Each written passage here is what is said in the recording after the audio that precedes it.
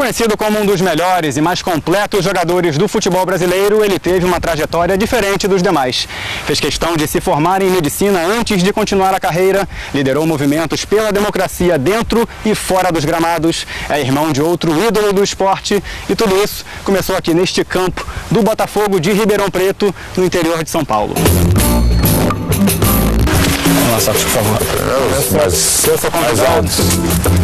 Primeiro mais alto. Baixinho vai ter motivo de piada em qualquer lugar, né? Um assunto que a gente não tem como fugir. Um elenco da seleção brasileira que marcou a história do futebol. Você, Falcão, Zico, Cerezo, Júnior, entre outros craques.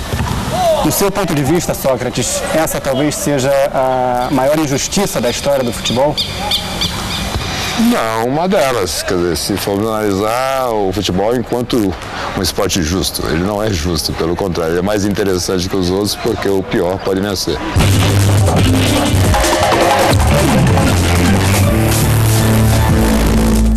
Olá, terça-feira, 28 de julho de 2009. As Nações Unidas consideram que o mundo enfrenta um desastre humanitário por causa da superlotação nas penitenciárias. E que a situação é particularmente mais grave nos países mais pobres. São mais de 30 milhões de presos em todo o mundo. A prisão de alguém por algum delito ou crime não deve ter apenas o caráter punitivo, mas também deve marcar o início do processo de ressocialização do preso. E isso não ocorre no Brasil. Este é um dos nossos temas nesta edição do Jornal Futura. Confira! A população carcerária no Brasil já ultrapassou e muito a capacidade do sistema. A situação é muito grave. No Rio Grande do Sul, uma orquestra prepara adolescentes e jovens para o mercado de trabalho.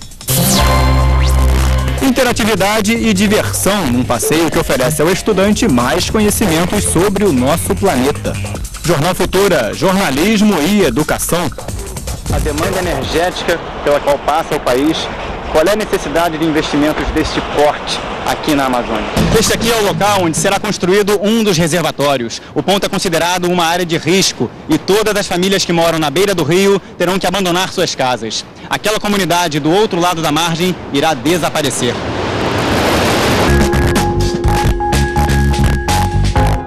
Olá!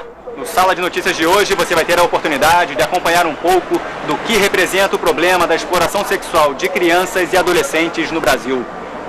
Nossa equipe percorreu 4 capitais, 3 delas aqui no Nordeste. Conversamos com políticos, especialistas no assunto, como médicos e assistentes sociais, com a polícia e, é claro, com famílias, pais, mães, filhos, meninos e meninas que hoje se veem reféns de uma situação que envolve muito mais do que a pobreza e a miséria, do que o tráfico de drogas e de seres humanos, do que a prostituição. Envolve também um descaso da própria sociedade brasileira.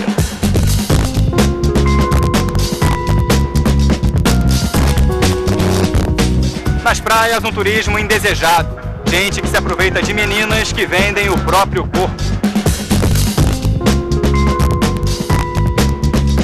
Nas estradas, caminhoneiros fazem parte do problema, mas também da solução. Nas ruas, 2 extremos. De um lado, uma rede de aliciamento e exploração, e do outro, o trabalho de educadores, psicólogos e assistentes sociais.